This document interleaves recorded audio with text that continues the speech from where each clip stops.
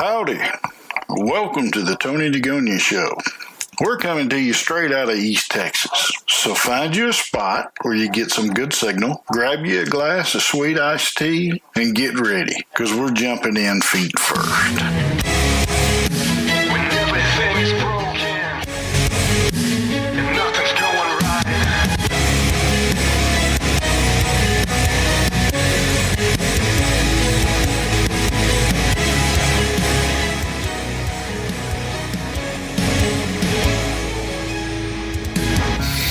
Good afternoon, everyone. This is your host, Tony DeGonia. It's a great day, isn't it? I'm very happy to be here hosting this podcast for you guys today. And I hope that you enjoy this podcast as much as I enjoy making it. I just want to know that everybody get something out of these podcasts, and it's not something that I'm just doing for the sake of hearing myself talk.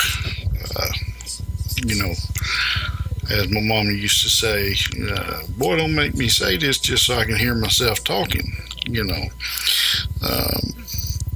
It's important to me that if I only have one listener in the whole world, that one listener gets something out of this podcast.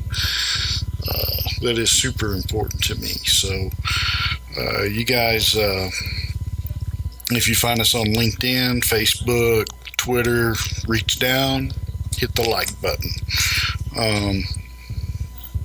You can go to my website, www.tonydegonia.com.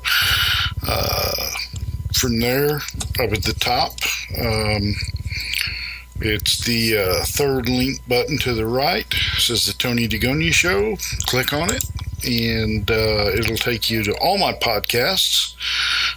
Pop in there, which will take you to podbean.com, and, just follow me there. Check things out. You can also follow me on all the major podcast outlets. And let's have some fun with this. All right. Well, I'm excited. We're going to be putting out some new stuff. I have decided to expand the format a little bit of the podcast. We'll still do all of our security stuff, our network security, our cybersecurity, networking, cloud, physical security, all of that. But we're also going to have a session or two here and there as a part of our Beast Mode Life series. And what we're going to talk about there is life issues, employment, stuff that we all go through. I'm sitting here at 191 days. I was laid off on February 12th, 2018, which, by the way, was my daughter's 14th birthday. She wasn't real happy about that, but it happens that way sometimes. When I came home and told them, she's the one that looked at me and said, "It's okay, Dad. It'll be fine." And,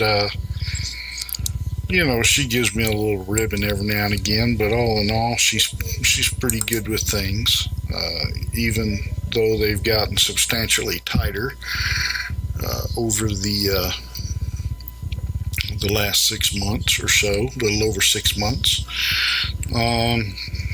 So anyway, I appreciate you guys' time, and I don't want to keep you, on the line any longer than I have to.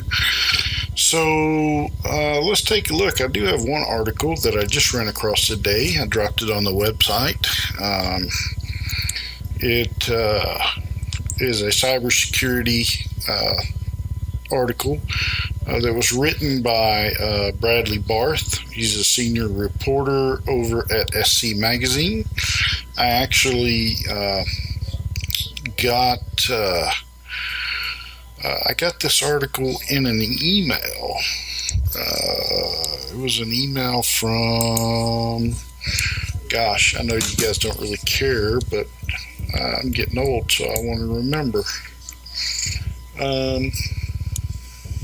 It was an email from the SANS Institute. That's who it was. I remember now. And I found it really interesting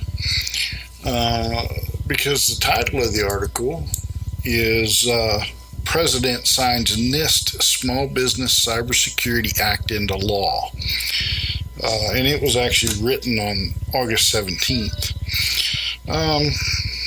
The article starts off a year and 4 months after the measure was introduced. The NIST Small Business Cybersecurity Act officially passed after President Donald Trump signed the legislation into law. Originally proposed as H.R. 2015 in April 2017, the act was later absorbed into U.S. federal law S.770 and requires the director of the National Institute of Standards and Technology within 1 year of the law's passing to issue guidance and a consistent set of resources to help SMBs identify, assess, and reduce their cybersecurity risks. S.770 also tasked NIST, a division of the U.S. Commerce Department, with considering the needs of small businesses when developing these recommendations, which, among other key qualities, should be widely applicable and technology neutral, and include elements that promote awareness of simple basic controls, a workplace cybersecurity culture, and third-party stakeholder relationships. The legislation in its current form was introduced by Senator Brian Schatz, a Democrat from Hawaii, along with Senator James Risk, a Republican from Idaho, and was sponsored by fellow lawmakers John Thune, Republican from South Dakota, Maria Cantwell, a Democrat from Washington, Bill Nelson, Democrat from Florida, Cory Gardner, Republican from Colorado, Catherine Cortez Masto, Democrat from Nevada, Maggie Hassan, Democrat from New Hampshire, Claire Maskill, Democrat from Missouri, and Kirsten Gillibrand, Democrat from New York. In a press release, Schatz, the lead Democrat on the Commerce Subcommittee on Communications Technology, Innovation, and the Internet, said that as businesses rely more and more on the internet to run efficiently and reach more customers, they will continue to be vulnerable to cyber attacks. But while big businesses have the resources to protect themselves, small businesses do not. And that's exactly what makes them an easy target for hackers.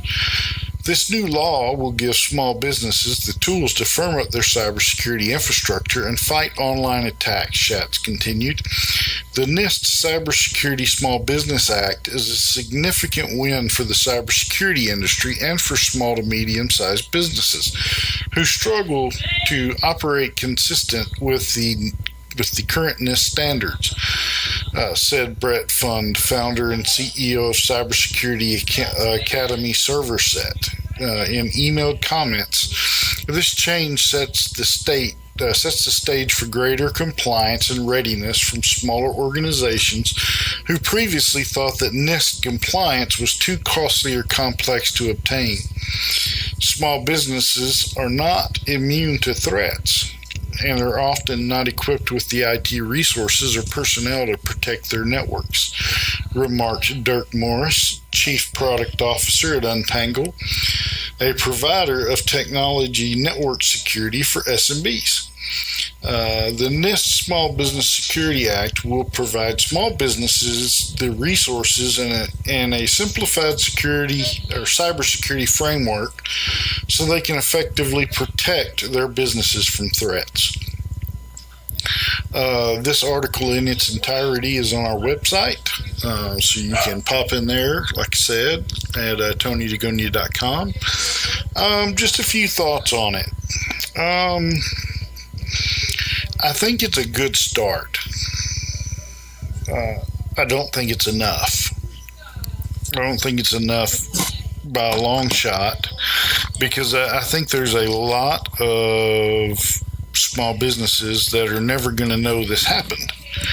I think specifically sending this through technology channels like where I got it from is not good enough. I think we need to send this out, and let folks know what's going on. I think IT firms who service small businesses need to be more aware of what's going on here. I know that like in SLED accounts, state and local government education accounts, they have certain compliances they have to meet, and they're well aware of what they have to do. But I think we're gonna fall very, very short on the SMB side of the house, simply because these folks they're trying to make money. That's what I've heard 1,000,001 times from SMB owners is, Tony, we're trying to make money. We're not trying to spend it all on cybersecurity. So I like the fact that they're going to make the framework light and small and something that folks can easily comply with. I think the effort is good with this bill or with this law, but what I don't see is I almost don't see practicality in it, because you're not putting it on a widespread platform for SMBs to acknowledge and absorb.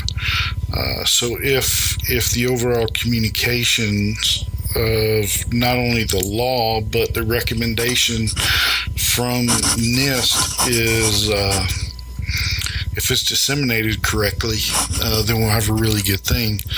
But day in and day out, there are so many SMBs out there that just they only concern themselves with their day-to-day effort to make money and survive.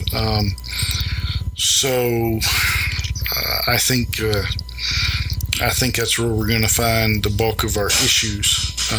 Is that adoption is not going to be easy overall. So while I think it's a great effort, and I like the fact that there's a lot of bipartisan handshaking and agreement there,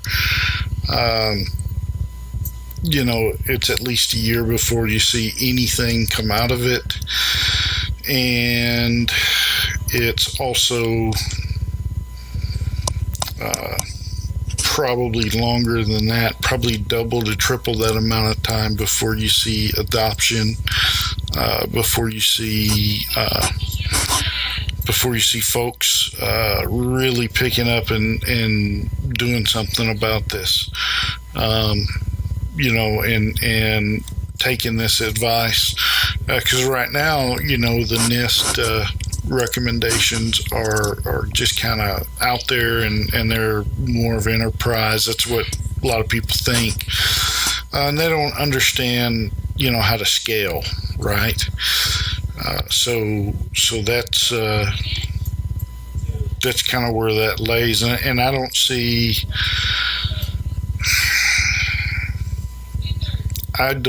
there being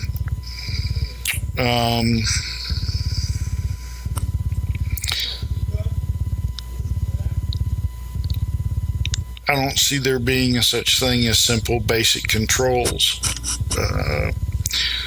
Workplace cybersecurity culture, that's something that's already being pushed heavily by every IT firm and every manufacturer that has anything to do with cybersecurity. Train your people.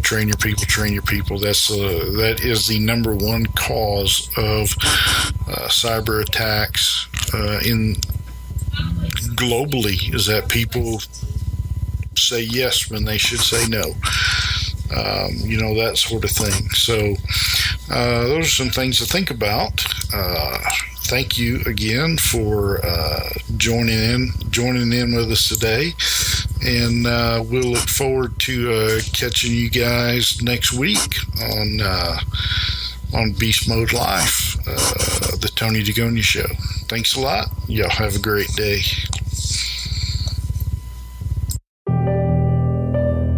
Life is full of bittersweet transitions. It's difficult to know how these changes will impact us over time. For some people, difficult transitions like retirement, divorce, or loss of a loved one can hit harder than expected and may contribute to feelings of hopelessness or even thoughts of suicide. The risk of suicide is even higher for men over 50 who served our country. Guys like me. That's why support from friends and family makes such a big difference. Every day, your actions could help save a life. Together, we got this. Learn how you can help save a life at veteranscrisisline.net. Well, y'all, looks like the show's over.